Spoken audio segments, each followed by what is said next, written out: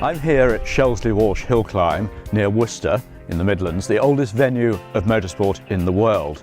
And here on June the 9th and 10th, we're going to be holding the Jaguar XK70 Festival, celebrating the XK120 and the XK engine that powered many Jaguars in the 50s, 60s and 70s. It'll be a spectacular event. We believe the most spectacular Jaguar event ever held. We'll have loads of personalities, drivers from the past. Edd China from TV's Wheeler Dealers will be filming. Amazing cars, Le Mans cars from the 50s, Le Mans cars from the 90s. So Jaguar sports cars, Jaguar sports racing cars from all over the world. Utterly spectacular. You would be extremely welcome. We look forward to seeing you. Lots for the ladies, lots for all the family.